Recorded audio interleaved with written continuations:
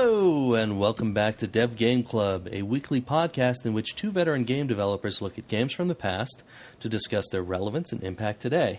I'm Brett Duville, and I'm joined as always by my co-host, a man who keeps the tip of the tongue on the top of the teeth while he sells seashells by the seashore. Tim Longo. Wow.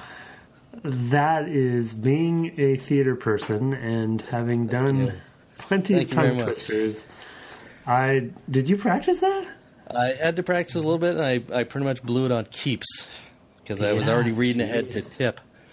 But, tip of the tongue, top of the teeth. Nice work. Thank you very much. I would not have attempted that myself. I read it in a book recently, and I was like, oh, that is totally a thing Tim will know. Oh, yeah. And so I tucked it away. Yeah, they're probably later use. For theater warm-ups, there was, we probably had like 25 of those that we would have memorized. A little bit of flashbacks there too. Yeah, well, that's good. A little bit of performance horror. Yeah, exactly. Performance horror. Perfect. Yep. What a segue. Yeah. Well, and before we get into fantasy horrors, we're not a political podcast by any means. Although I think our politics are probably pretty evident, and we don't want to become one, so I'm not going to belabor this. We are now in a period where I think over the next few years there's going to be a lot of people out there who are going to need help, and we just want to say, be helpful if you can. If you want to hold off on buying that $60 game until it's a $40 game and taking that $20 and throwing it at a cause that you care about, I think that's a great idea. That's what I'll be doing, among other things. So if you need a list, John Oliver had a great list in his Last Week Tonight finale this year. Tons of stuff. Says, hey, if you care about this, it's this organization. It's all there. Go find it. I don't really want to say any more because I don't want to weep. So, but yeah, we just didn't want to go without addressing at least a little bit what's going on in our world. Yep, well said and agreed. So. Can't ignore it, and even though we have fun with the podcast, we have to definitely recognize our surroundings. So. Absolutely. So now let's switch gears to Resident Evil and talk about a tyrant. Oh shit! I can't get away from it. Jesus. Whew. Yeah, one of the worst boss fights of. Yeah, I don't know. Yeah. True to form. Thank you very much. So we're finishing off Resident Evil tonight. There actually wasn't a ton left by the time. You can actually turned out I got a little lost on one of the little things you can do, and it took me a while to finish it. Interesting. Yeah, I want to hear about that. Yeah, we'll definitely talk about that. But we went from our battle with Lisa, which was the last battle you have with her in the game, and I basically think she's dead at that point. I don't think she ever comes back into the series. Is she? Yeah, That's a good question, actually. I don't remember if she does. Yeah, I don't think so. I think this is it for Lisa. I think that's... Well, it's just kind of the T-virus, and you blow up the whole house. She falls down this enormous chasm. I can't imagine she comes back. So we go into the labs, which is, again, sort of one of these weird environments where you're like, how much sense does this really make? Like the sharks kind of do, where it's the same thing. You're like, how is this here? And you kind of move around in there, and you have to basically power up an elevator, and then you go up and see what's been going on and how Wesker has subverted this whole thing. Wesker. To gain control of the tyrant or the T-virus or something. I mean, Wesker's plans, I think, are only kind of hinted at and then just kind of come up again and again in the rest of the series.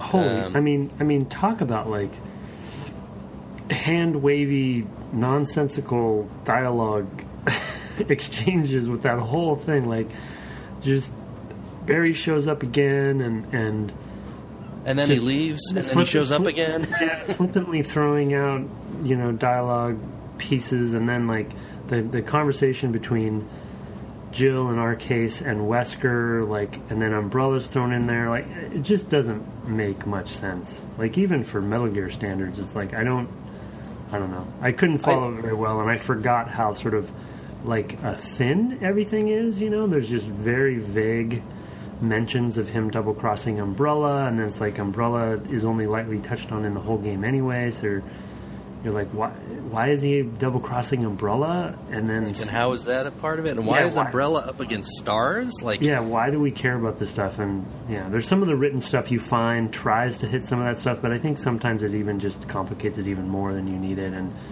I mean, I do like that stuff, but it's just. Yeah, it's super hand-wavy. I mean, like, you mentioned Metal Gear, and Metal Gear would have had like a 15-minute animation here. It still would have been confusing, but at least they tried. It would have been, but they would have put so much stuff there that you'd be like, you know. And this is more like the grace notes of what a melody might be like as far as the story goes. I mean, it's a very, very thin layer of like, there's more to this. Dun-dun-dun. And you're like, you know, it's like the worst ending to an episode of Lost. You know, you're just like, what? I don't... okay, I guess there's some threads here. But anyway, so you and then you get a battle against the tyrant, and then you escape and get a second battle against the tyrant, which actually reminded me of Metal Gear a little bit, too. We'll get back to that, I suppose. Yeah. And then that's it. That's the game. So... And it does have multiple endings, right? So, yeah, which we can talk about maybe toward the end. But okay, yeah, I didn't go and look up any other endings, but I knew that there were multiple endings. Yeah. And they're slight, but it became a thing for the franchise, I think, you know, and yeah. No, and I think that was a thing to a degree with games of the time, because we were starting to try to think about player impact on narrative, even this early, you know, and that would continue for, I mean, it's still continuing today. Yeah. But we've kind of gotten away from the discrete, like, you know, going back to this time, you would have had like a Chrono Cross or something like that, like an RPG that would have had lots of different endings that you could have, and things like that. So there, you know, it was happening at this time that people were starting to think, you know, how do we do this? I mean, certainly Silent Hill 2 that we've talked about is another game a little bit later than this, but that has a very similar sort of like lots of different endings. In that case, they really make finding those endings very difficult. There were some really weird conditions that changed the endings of that game. Like if you ever use the knife, you get a different ending, you know. Whoa. And it's like everybody uses the knife. It's stuff like that. I mean, reading walkthroughs for a game like that, you're just like, what? How was I supposed to know to get the perfect ending? I was supposed to do these 16 different things or whatever. Yeah. Here it's more just, you either, you know, found and rescued Chris or not, and maybe one other character. There's not a lot that feeds into it, I don't think. Yeah, I'm going to have to talk about... I want you to talk about that, because I didn't do that. I don't even think I did that in my previous playthroughs. And then there's, you know, does Barry... and the Barry decision. Does Barry live or not? Right. Which I think maybe there's a couple different branching moments of that. Does the Lisa fight is considered one? Yeah, so if you don't because give there's him also a one gun... at the end, too. If you don't give him a gun... in the Lisa fight, then you get a bad ending because he doesn't survive. So it's basically how many people you're able to save, and it's basically Barry and Chris in this case. Okay. If you play as Chris, I think it's Rebecca and Barry. No, Rebecca and Jill. I think you have to save, right? So because he can die in the last tyrant fight as well, if you're not careful. And then he also is dead there. Right. Yeah. So did you not save Christopher? No. Oh, okay. So you didn't fill out the whole map at the end? No. Okay, so that's why. Some of it was running. That was actually what took me a long time. Actually. But I had a question related to that because this is the disc stuff, right? Yes. So do you want to just launch into that, or? Right. Okay. Yeah. So there's a final. It's not really a puzzle. There's a final set of locks. They're literally locks that are like these electronic locks that control this main door in the labs. And if you find these 3 computers and insert disks into each of them, you can basically send a code to the locks that makes them accessible to you, and then you can go and actually open them and open the door that they are controlling. It's extremely contrived. Well, and so my question was, which the reason that I just moved on because I didn't want to actually try to figure this out without using a FAQ for time. Crunch times, or for reasons. Where are the other? I feel like I probably just missed the other 2 locks from someplace earlier in the game. No, they're all in the labs.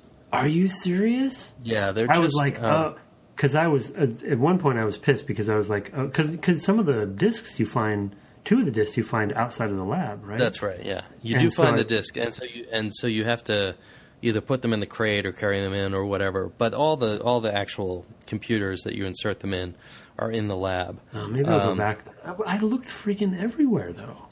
They are a little tricky. One is in. I found one of them in the steamy room near the self-destruct. Right. The fuel. You have to. Yes, you have to put the fuel in this thing to power up the elevator. Yeah. So there's one there. Where you actually insert that in that room to actually power the elevator, there's also one there, and it's on like the opposite side of that square. Are you serious? Yeah. That one was the one that I missed and took a while for me to find. Holy. Oh, hey there, Siri. What the heck? Siri. Sorry, I apologize, audience. And then the third one, I think it's in. So there's a room that you have to climb through a vent to get into another room that you can't get in from the hallway. Do you remember doing that? Yeah. So there's a couple vents you gotta. Right. Well, I never figured out what to do in that room. I went. I think that's where it is, and I think there's like a way that you have to go through. There's actually 3 grates to get into that. There's 3 grates out of that room. So you go through a grate to get into the room, and there's actually 3 ways to get out of it, and one of them, I think, takes you to where the computer is. I think that's where the other one was. I didn't make a note of it. Yeah, so they're all there. They all make I guess, some sense. And that's the funny thing is that I only went and did that after I had the whole encounter with Wesker and the tyrant. During the alarm. Yeah, so there's this alarm going off and saying how terrible things are and everything's going to blow up and you need to get out, and you can just ignore that. Yeah. And just take your time. Yeah. Yeah, until you get into the elevator at the end. Right, and then there's an actual timer. Yeah. So they're trying to give you the impression of, actual jeopardy of some kind, but it's really the only jeopardy at that point is that there's some of those kind of spidery mutant people running around. Yeah. So there's not really any significant danger. And those don't seem to respawn. Yeah, it's a very common sort of trope that we deal with. Yeah, my bone the bone that I had to pick that I guess I don't need to now, it's just maybe more me not figuring things out, was I thought that because you'd found the discs in previous areas, that the computer that went to that disc was in those previous areas, right? And I had just missed them, so I thought, they want me to actually go back. Yeah, that would have been pretty frustrating. Rough. Yeah, because and the thing too is that if you are in a room that has a computer, but you do the other thing that is necessary to do in that room, it still turns green. Yeah. That's what actually tripped me up. Is that I had found 2 of them, and I couldn't find the third one, and it was in that room, which I had basically run through because there were several mutant whatevers. So it's not great. Yeah, and I had also forgotten about the end of the game, and you get your report for how you did, and and they kind of give you a New Games Plus kind of menu option, yes, right, after you finished once. And I think to speak to we've talked about this some already, I think, but to speak to the games of the era, that concept of replayability and replaying the game again, obviously there's 2 characters you can play as in this game, so that was a theme to get your money's worth, right, on the day, because overall you could say this game, once you know how to finish it, it's actually a pretty short game, right, compared to, say, a Final Fantasy of the same era. We did the same thing. Like, what did we do once you finished Starfighter? Oh, here's some other ships. You can play any mission with these other ships, or things like that. And of course, there were no achievements back then, but these days you can go look at a list of achievements for this thing, and you're like, really? Find every weapon. Well, what does that mean? Mm-hmm. Well, that means playing the game 4 times, as it turns out, because... Oh, really? Well, because one... you wouldn't. I don't know if you'd need to complete it 4 times, but you might need to come very close. But in the New Game Plus, there's a special weapon for each character, and each character has access to one weapon the other character doesn't get. So remember that broken flamethrower? Yeah. That we had. Chris can actually get a flamethrower, whereas you can't as Jill. And Jill gets, what does Jill get? There's a shotgun, because there's a broken shotgun. I don't think it's the shotgun. I think they can both get the shotgun. Magnum? Maybe the grenade launcher. That's a game changer. Yeah, it's a pretty big deal. Although I think if you had a flamethrower, there would be that's incinerates on its own. But it might be that. And so they each have weapons that they can only get in their New Game Plus. And it's like, oh my god, play the game that many times. Well, it's like, someone's devoting their year or a few months toward one game, and right. Just a different time. And I think we found, not speaking, necessarily about our own work, but I think that the industry has found more clever ways to get replayability out of games these days than sort of like replaying in this sort of such a ham-fisted way, Right. So, I applauded of the time of, in its time for trying this kind of stuff and the playable character selection, and having that option. I don't know if you watch the credits, but in the credits behind, they play some of the full motion video or the CG cutscenes behind, and they're actually, it's very weird to watch it because they show both characters' cinematics back to back, but in order, it looks like. Right, so you see the scene from Jill's perspective, and then you see Chris's version of that same scene, but then there's that other character that replaces Barry in there, the other lady. Rebecca. Rebecca, and which I've never seen because I've only played Jill every time I play this game, and so I don't even know who Rebecca is. And then there's the lady the other lady that's in the blue shirt that kind of, she's the star of 2 or 3, maybe. Do you know what I'm talking about? So no, she must make an appearance at some point in Chris's storyline, and she's a main character in one of the other games. Oh, okay. So they just have this weird convoluted... Maybe they're in Radio Contact or... Yeah, maybe so. I forget her name. The audience is probably yelling because she's actually pretty famous. And I think she actually has a cameo in 4 as well. So she's a pretty popular character. But it's just such a funny... A little bit like Metal Gear in that there's the canonical list of characters in this franchise that they try to keep returning to. Like, Jill has a super weird role in 5 as well. But it just always... feels forced and kind of falls flat for me. But I should speak because Metal Gear doesn't, and I don't know why that would be, and I have no defensible, stance on this because it's so ridiculous that I feel that way. I actually think, to contrast it with Metal Gear, the thing with Metal Gear is that Metal Gear is so committed to its story that it invests a lot more in it than this one does. Yeah, that's fair. Yeah. Right. So, you just get swept up. It's ridiculous, but there's so much melodrama, and it's to Metal Gear Solid 3 is all the way there, I'm doing everything. I think that's why I like that franchise, is because he just commits, right? And I actually am lucky enough to work with a couple guys at 343 that worked on 3 and 4 with Kojima, and Yeah, I mean they just go all the way, right? And Yeah. you got to applaud that kind of commitment to the crazy of it all. And yeah, it just feels like Resident Evil. There is a deeper canonical fiction here that they've had throughout the series that Mikami's probably pushed for, but I just don't know if they don't go far enough with it or something, or it's intermixed with. Yeah, and to your point, I think they just don't give it the time to breathe. Exactly. Yeah, and you don't have a sense, especially in this first game, as we already talked about. You have no real sense of what. I mean, you know that Umbrella's been maybe their defense contractor. They've somehow done work at this location. They've built it out. Did you find the file that was like, oh, and we made this creature for the Army and this creature for the Navy, and that's why they had sharks, and then this other creature was the hunters, and they kind of like laid out all 5 creatures basically. I saw a slideshow. Yeah, that's what it was. Okay. Yeah. I didn't notice the arms of the military part of it, but yeah, the slideshow was cool and hilarious. And then Wesker showing up in the slide for the team. Did you notice that? Yes. Yeah, I saw that too.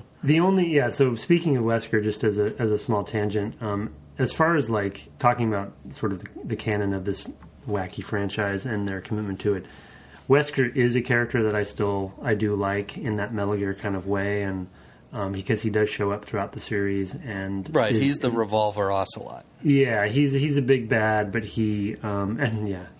Ocelot takes on different roles throughout the game, throughout those series we can talk about someday.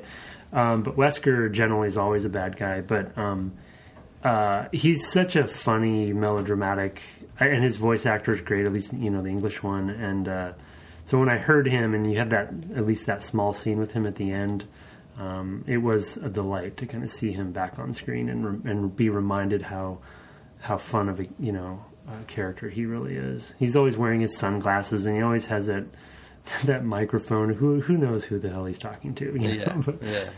He takes himself so seriously. He's just such a stereotype, but I love it. He is. He's like the proctor or the RA or whatever. He's like so or like the ROTC guy who's just too far into it. There's something about Wesker. Yeah, he's definitely a person you've met, and that I do like. You don't know what the hell he's up to, but he's committed to doing it.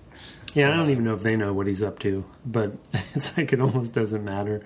Like, I think if you were to ask people, gamers, about famous villains in gaming, but specifically Japanese games, Wesker's name's going to come up. Yeah, that's probably true. Yeah.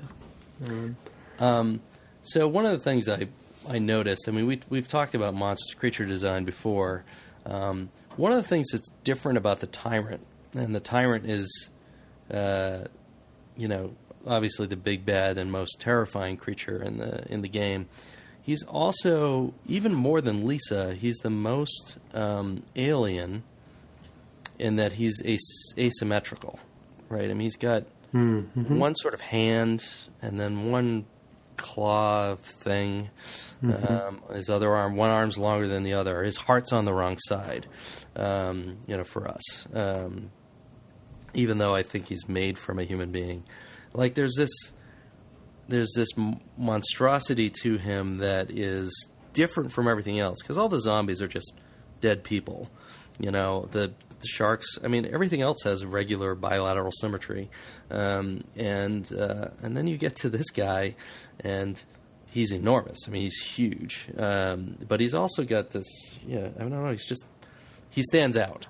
And I thought he was pretty good. So, I knew we weren't going to dive back into creature design this time, but I did feel like he was a creature that stood apart purely because he differentiates from the rest of the monster templates.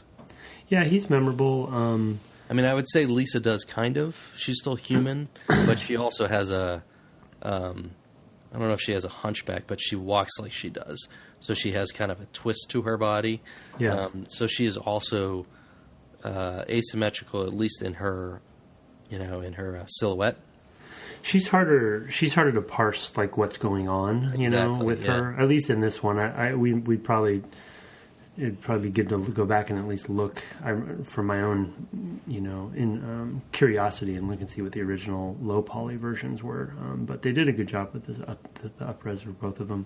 For the Tyrant, really quick before I get into a couple gripes, they have there was some fiction that you pick up that alludes to the Tyrant. Oh, maybe it was the slideshow where they allude to the Tyrant before you get to the Tyrant, right? So there was good foreshadowing there that I really appreciated. They talk about it before it happens, right? And kind of build up the suspense about it, T-virus and all that stuff. So that's always good form to build up the legend for something that you're going to be afraid of later, even if it's not real tension. But as far as like gripes go on the gameplay for the Tyrant, that we talked a little bit about it in a couple other, I think, episodes of.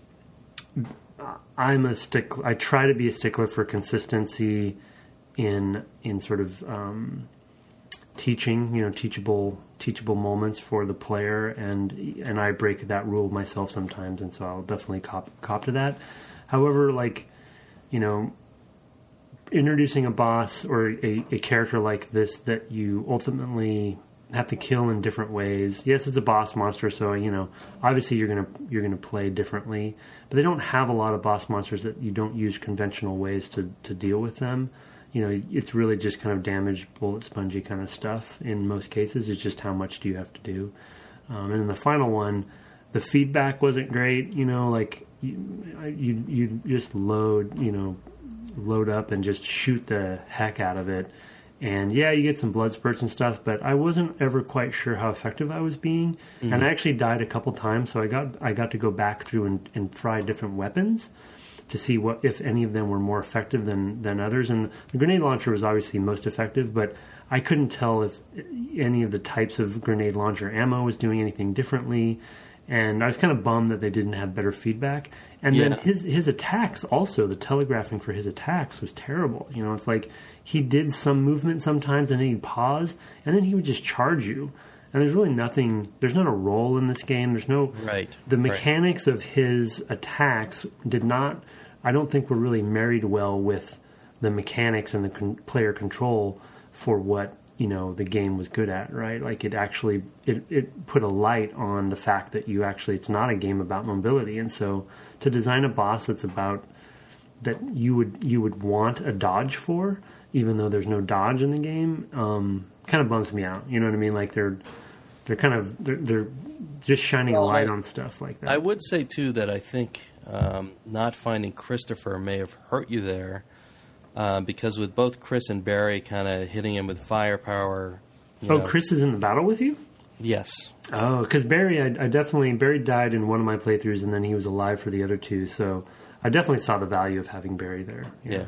But I think with both Barry and Chris, that helps a lot. But I think it's basically just a timer until the missile launcher. So I tested that out. Yeah, it's not. It's damage based. Because it is. Because one of my playthroughs, I got down to like 12 seconds left, and then they threw the rocket launcher out. And then another one, one was like a minute, and then one was like a minute and a half. Oh, weird. So it seemed to be damage based when you get them down to a certain.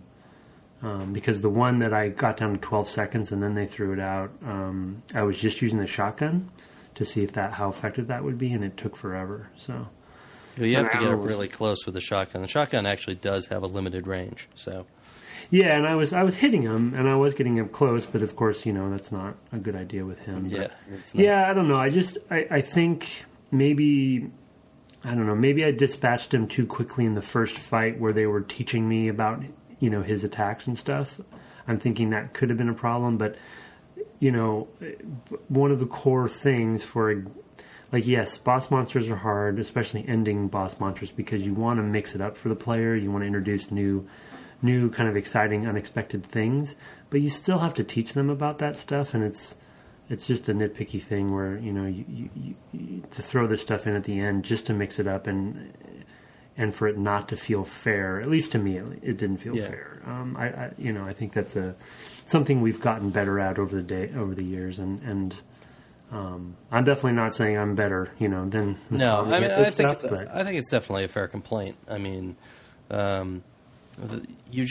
you do have no real sense of like, am I doing the right thing? I think in one of the other games that actually pushed this further, where you literally have to use all of your ammo on a thing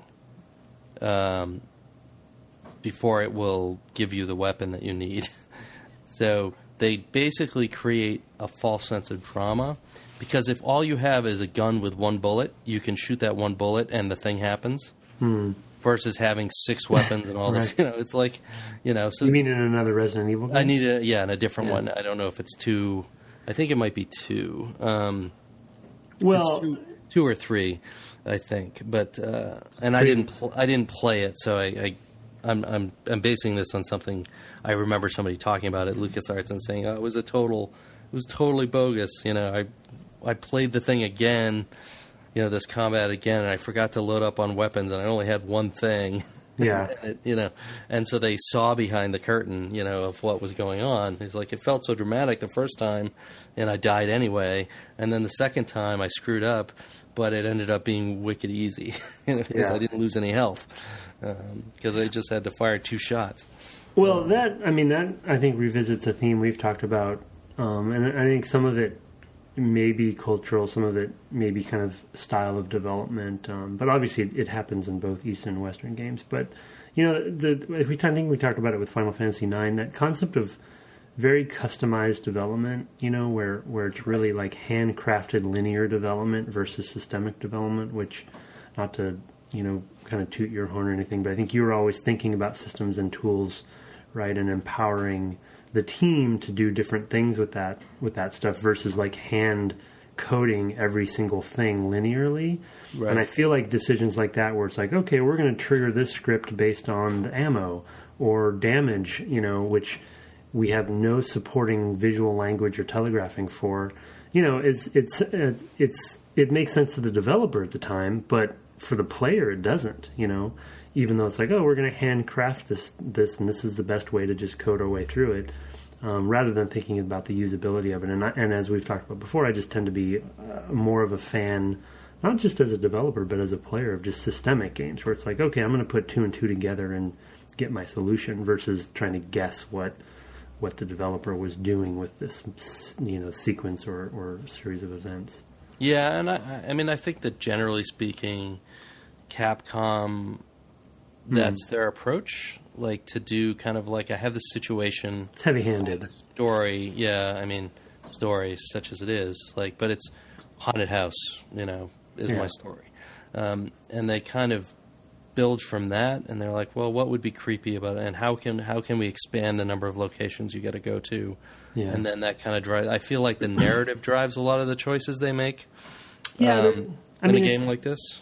I think they're falling into similar Kojima traps, where there's sometimes a sense of frustrated filmmakers. Yes. Where it's like, we'll get to that in feedback, because we have an email from somebody about that I kind of glossed over last time, but I wanted to kind of interesting craft it.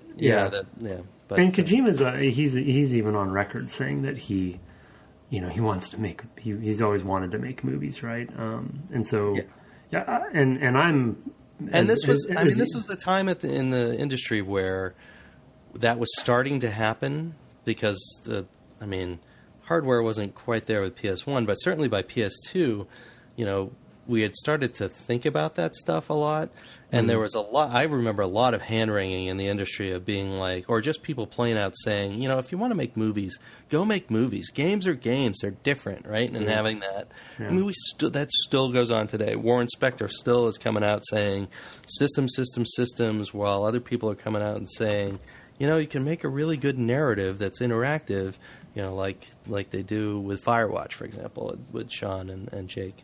And others.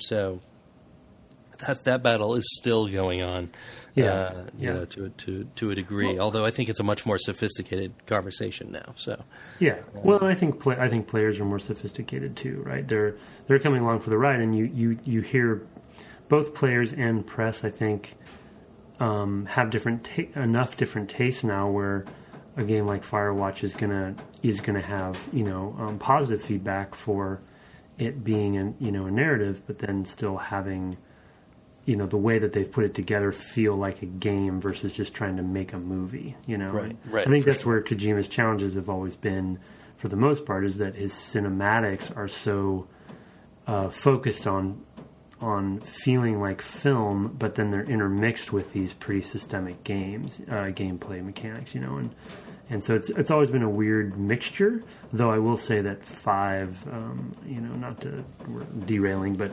5 he achieves a lot cooler things. Yeah, I have that, and I've been meaning to get to it. So it's a really Oh, I've heard it's great, but I want to play 4 first. How am I going to understand what's going on in 5 if I don't? Oh my gosh! So I don't know. We don't get me started. Let's move on to the pillars. I mean, I feel like this is a game that doesn't have lots of pillars, so I think it's okay to kind of do them kind of quickly. I think we've talked about 2 things that we keep coming back to at least. For me, it was the disempowerment of the player, the anti-wish fulfillment. I mean, the sort of wish fulfillment of you're in a horror scenario, right, and you're going to make your way out of it. That's kind of a meta wish fulfillment. But moment to moment, you're not like the badass. You're like the badass who can't actually escape because it's that terrible, or whatever. Yeah. And we talked a lot about that in a prior episode, so I don't want to kind of belabor it, but I do think that that's like, you can see this again, and I've played a little bit of Evil Within, which is Mikami's latest game, and that's still there. Less so, which will make for an interesting conversation if we get to it. Mm-hmm. But it's definitely still there to some degree, and where he's backed away from it over time is interesting. And one of them is in the save system. He's okay. Say, you know what? You want to save more? That's fine. I'll give you places where you can save, and there's no ink ribbons. You don't have a count. Yeah. So interesting. Yeah, I think that's definitely. I think that's a core one, and just to revisit it, we talked about it, I think, in the first episode. But I think in this era, roughly, like I'm speaking very broadly and generally, but when you have the Dooms and the Quakes and the stuff, like the type of empowerment that. Unfortunately, I think the games industry, at the time very much so, and even still today, gets sort of pinned with this concept of like uber power fantasy, and kind of like that's what we're reduced to, which obviously we probably feel is unfair. But to have, like you said, this disempowerment occur and still feel a sense of accomplishment by the end of the game where you've overcome kind of this great adversity, it's a cool departure from the stereotype of that stuff, right? And it does, even though I have gripes, it does marry well with horror. That's like right. the genre and and that disempowerment are really good together, even though you are a police officer, right. Or whatever you are, right? And you have guns and you have rocket launchers and stuff. It's like that's still a cool thing that I'm glad is still out there. I feel like there probably could. I'm actually often surprised at how few horror games there actually. If you really look, there aren't that many of them. Yeah, as a percentage. And there was always a debate. We had a little bit of this debate when we were rebooting Tomb Raider and I would bring up survival horror a lot when we started talking about that stuff. And it made people nervous because survival horror as a genre was never fairly popular, as far as like numbers-wise. But at the end of the day, like there was a tonal shift there, not necessarily in the horror side, but the survival side, which ended up being the cornerstone of the reboot. Well, and there's even parts in the Tomb Raider reboot which are straight horror. When you drop into a gigantic pool of blood, with a river of blood flowing out of it. I mean, that's like Descent stuff. I don't know if you've seen that movie, but it's... Oh, no, we talked about Descent a lot. It must have been a clear reference. Heavy influence, yeah. So, I mean, there's definitely that there. But it manages to... I do think, actually, the beginning of the Tomb Raider reboot is something that does play a little bit like a survival horror. Yeah. It's just that because there are so many systems where you can power up, and progress in different ways. Yeah, mixture of that stuff. I mean, that's you kind of get away from the survival horror pretty quickly, but it's a great place to start because she's this 17-year-old kid or whatever. I mean, it's a good setting the tone for what's going on. It's a very good way to set the tone. And then when later in that game you hit that pool of blood, you can be plunged right back into it, literally, of like, oh my God, now it is really, like it's scary again. Yeah. So I think there are good emotional and play beat-wise kind of horror elements in that game. So one quick thing, just to back up a little bit back to the lab, but it relates to this overall theme that I really for the genre, because as we talked about, from a relevance and impact on the medium and industry perspective, like this is the game that we consider kind of coining the survival horror term.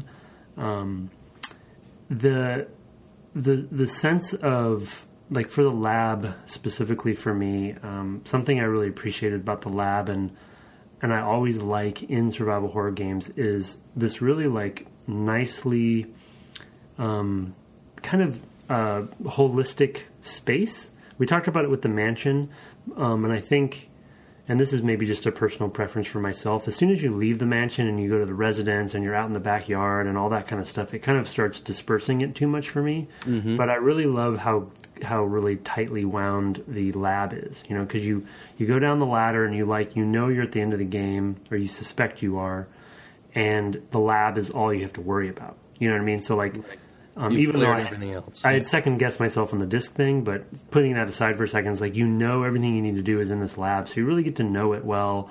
It's not too big, and you just get this sense of like, the terror is all here. I'm in the heart of it all, and then there's complete with the boss fight, and there's just really and some good puzzles too with that. Actually some of the better ones, I'd say. It's weird to kind of hold that back. To the end of the game, it's kind of like, man, this was, that was some good stuff, and like I would have liked a little bit more stuff like that, a little bit. I mean, I wouldn't say really cerebral, but at least a little deeper. Not just find another thing that's shaped like this and swap it. Yeah, exactly. Yeah. Well, I feel like it's the most thematically cohesive, right? Yeah, absolutely. It's like the puzzles relate to being in a lab and science and.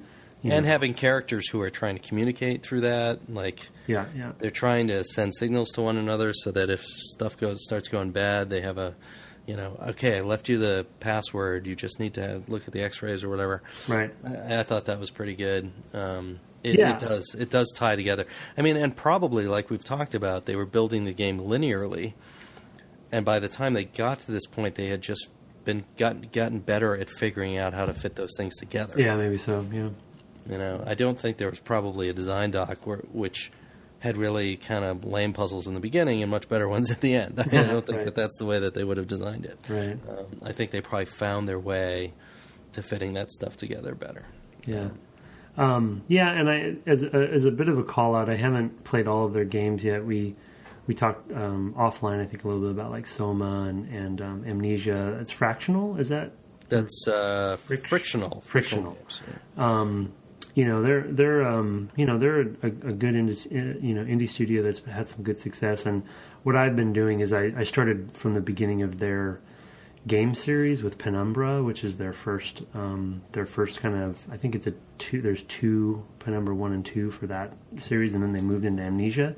But the reason I bring it up is Penumbra takes place, I think, in Greenland, in this thing, like the movie The Thing, with Kurt Russell, like that kind of thing, where you're out in the snow and it's underground, and it's a very like nicely cohesive space. And I just think this genre and that kind of level and spatial design really work well together when you have this like space that you're really getting to know well, and it's terrifying when you move monsters through it. So yeah, I can't wait to play Alien Isolation for the same reason. Though you said it's more of a stealth game, so maybe I'm... There's a lot of stealth in it.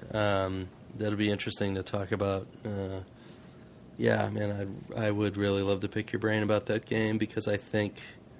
I love stealth games. Yeah, well, there's that, but there's also... It just nails that creature so well, and the feeling of the movies with the creature. the Xenomorph, I guess. Yeah. It does a really, really good job because the thing can come out of anywhere. And so you don't have to see it all the time, but when you do see it, it's terrifying. And there's a lot of stuff it does really, really well with that. So it's a really good...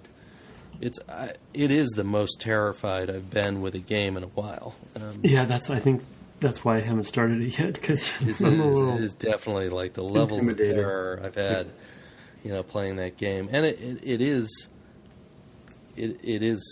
somewhat absurd because, of course, you are going to die multiple times. I mean, it's not really any different from playing Tomb Raider in that respect, right? I mean, Lara's going to die a bunch of times. Yeah. You guys definitely animated a ton of her dying, and in all these different ways. But there is, like, the audio is really good. I mean, there's just so much that really, ties that whole experience together. Well, I bring that up because of I think it takes place all in one ship, right? Is that yes, it does. Yeah. So that kind of cohesive. Yeah. And then more of a space station, but yeah. I wonder if maybe the audience is sort of yelling at their iPhone or what have you at this, but I think mentioning Dead Space is probably appropriate too, because as far as I consider Dead Space a great step forward for merging genres with survival horror, because I'd agree. Pretty good action game, also good cohesive space, because it was all basically on that. The first one was all on that ship, right? And it was just kind of like unraveling what was going on. Yeah, and it reminded me a lot too of something the sort of dread you feel in a movie like Event Horizon. Mm-hmm. Yeah. Which is very similar in terms of like the space and all that stuff. But the way that game ends, you feel like the terror you feel with Event Horizon. Like, that's where we're going now. Much bigger. Yeah, it's a great. Yeah, it is a good game. I don't know that I played 2 or 3. Definitely didn't play 3. I don't think I played 2 either. No, I didn't as well. I have to admit. So but I did play. I did play 1 an awful lot. Yeah, it was good. Yeah. And then I guess the other pillar we did talk about that I definitely want to mention is there's the disempowerment, but what specifically goes with that I was in a weird way looking forward to when I knew when we had decided to play this, and I did want to revisit it, because I probably as a designer think about it more than I really should or need to. I love resource management stuff, and the importance of how, like, sometimes the way that stuff is tuned can really make or break a game, and that's not even just survival horror. That's ammo, right? In anything, right? And Halo's. Yeah, no, I mean, you look at a game like Rage, really competent first-person shooter mechanics, totally broken by adding an economy. Where you could buy ammo. You may not have played that one. No, but, I didn't play it. And you compare it with the most recent Doom. I played a little bit, but not the whole thing. And the most recent Doom nails everything. Yeah. And it's amazing because there is just enough ammo. You can't just go buy more. You got to find it, and maybe punch things to death to get things. But, it's very, very well balanced on the resource management in a way that the Rage wasn't. Yeah. Yeah, and I just I just can't overstate the fact that resource management, which I'm really obviously I'm packing a lot into that term because it definitely means so many different things to different games and different genres. But we talked a lot about in this series my trials and tribulations with save ribbons, right? Which is a funny example for a resource, right? Because it's typically not something you hold back, but they did that intentionally we assume for building tension, and ammo. Ultimately, ammo and health. I was such a pack rat, and so anal with that stuff. And I did so many reloads and kind of perfect runs on certain sections that I ended up with a surplus pretty much of everything. Yeah, me too. So I was fine there. But the save ribbons, I think I ended with maybe 2 or 3. Finally, and I think I had 33 saves total. It was 12 hours of gameplay for me, or at least that's what Steam... Or no, 12 hours, that was the end. Yeah, so it was 18 hours on Steam, I think, and 12... Oh, on the final screen. No, 15. 15 hours on Steam, and then 12 for the final screen. Okay. So there's 3 hours of replaying sections, I guess. which actually is quite a bit. But it was. I might have actually had more time, but because I had more saves, I could go and just retread spaces again and again. There were times where I was lost. I told you about, not working out that you had to examine some item in my inventory that I spent a ton of time figuring out. Mm-hmm. So some of the adventure game type stuff, held me back. I mean, the last thing I would say is that, particularly in this as a remake, and we kind of compared it last time with the original, was the cinematic camera and various cinematic techniques and choices. We got to revisit that. That's another pillar that when I think back on this game, that's what I think of. It's the weird angles, the Dutch tilts, the little cutscenes that are really, really short, but which accentuates some aspect of the experience. That first zombie you see, where all you see is the zombie, for example, or the seeing through a zombie's eyes, or the rattling closet. Just lots of interesting choices, and those kind of slip away as the game goes by. You don't see as many of them. Yeah. But all the camera effects are still there, and sometimes they're really, really effective, as we've noted. So. Yeah, I think that the introduction of the hunter is a memorable moment too. But yeah, the camera work for just gameplay, right? Like having camera cuts, and that was definitely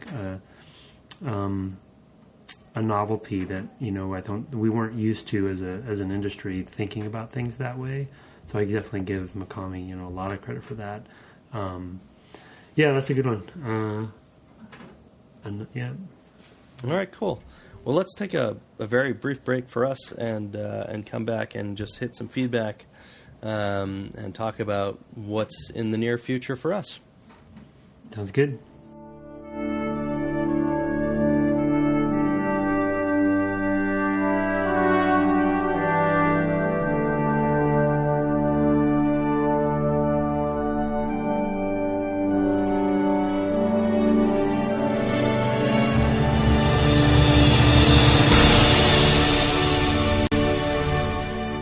Hey, Brett here, back from the break, and it's just me. Because Tim and I live on opposite ends of the country, we use a web-based platform to record our audio, and it crashed right at the end of recording our first segment last night. Luckily, we were able to recover Tim's half of the conversation this morning, and therefore we can get this out to you almost on time. I want to quickly read a couple of iTunes reviews and talk about what's next. And we have some other feedback that we had planned to address tonight, but we'll have to address together in the next episode. So I'll talk about all of that in a minute. But first, just a little yay us. First, an iTunes review from Yarky, if that is your real name. He says, great listen. Really enjoy listening to these guys' takes on games I'm already familiar with. Fascinating to hear a game dev's take on aspects of the game I wouldn't necessarily consider. Just played along with Super Metroid, mostly, and look forward to trying to see what other games come up. So thank you, Yarky. That's what we're after. I think because we go across multiple episodes, we end up going a lot deeper than we might otherwise if we were just doing an hour on one game or even just a shorter segment. It's hard to dive deep on things that come up because you don't have time, and you may not even get through all a game in order to have that 1 hour conversation. So that is kind of what we're trying to do, and we appreciate the review. The other one we got is from Chad Barth. He says a different perspective. I listen to a ton of video game podcasts from press, which I love. But it's great to hear actual developers discuss games. They will analyze all aspects of the game, and it's a lot of fun to reminisce about the game as they talk about it, the good and the bad. I also enjoy how they incorporate music from the game into the podcast. It's great to hear that again. So thank you, Chad. I'm particularly happy to read that last bit. Brett here and I do the post-production because my schedule's a lot more flexible than Tim's, and I'm on the East Coast, so I'm up early in the morning. So yeah, I'm the one who goes and records little snippets and stitches them in and does all that little bit of production work. And I appreciate somebody pointing that out. It's really nice to hear that somebody enjoys that because it's not a lot of hard work, but it's work, and finding the right music. I also appreciate the people who stitch all those things together and put them on YouTube because it's really nice to be able to do that, just grab it off a video instead of having to try to record it from a running game, which would probably be a nightmare and probably mean I wouldn't be doing very much of it. But yeah, thank you very much. I'm really gratified that somebody noticed that in particular. So that is really terrific. All right, I'm not going to go on much longer. I do want to say what we're up to next. Next week for us here is America's Thanksgiving week, and we normally try to come out on Wednesday, so right before Thanksgiving. Rather than start a new game right before Thanksgiving, we thought we'd start one right after.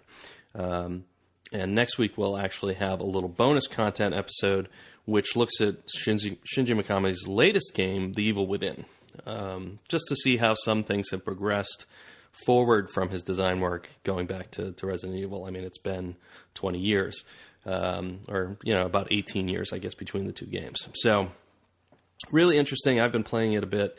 And I kind of allude to some of the differences in our conversation in the first segment. But Tim and I will tackle it together and talk at least about the first, 3 levels or so, and sort of how the mechanics start to get exposed. Because I think most of the things we're going to see in the game, at least mechanically, have kind of happened at that point. I'm not sure because I haven't finished it, but I think most of the interesting things are probably in that part. So yeah, we're going to play that next. If you want to play, along and think about it, great. If not, just hear us talking about it. That's wonderful too. Now, finally, before the regular outro stuff, our next game. We haven't determined how much we're going to play for the first episode, but because there's another one of those cultural phenomena coming from a galaxy far, far away in December, Tim and I have decided to tackle a Star Wars flight sim in TIE Fighter. It's a game that both of us really enjoyed back in the day. I first played it when I joined the Starfighter team. At that time, that game was going to be a lot closer to TIE Fighter until they switched to console and kind of made it a little bit lighter and more action-oriented. In any case, it's a classic. It's one of those early inductees to Hall of Fames and things like that.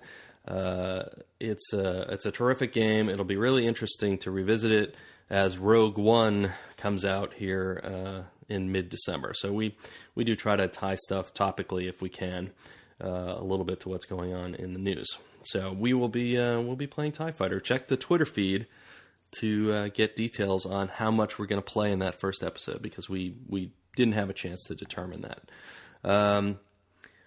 And then I guess finally, just thanks for listening. You can get in touch with us at devgameclub@gmail.com.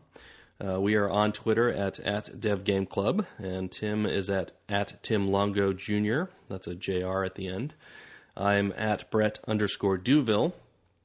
And the podcast, of course, lives at devgameclub.com.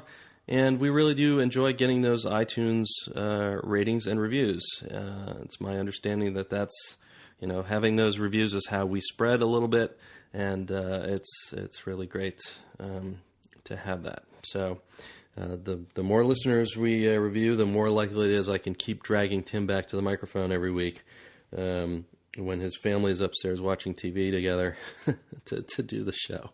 In any case, thank you all for joining us. Sorry about the technical difficulties and the late release. We will see you next week for probably a little briefer episode about The Evil Within and these couple of pieces of feedback that we have. And then we will jump into TIE Fighter. Thanks very much.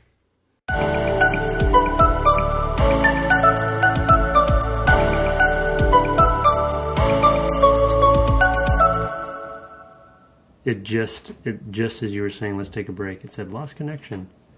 Like literally that second.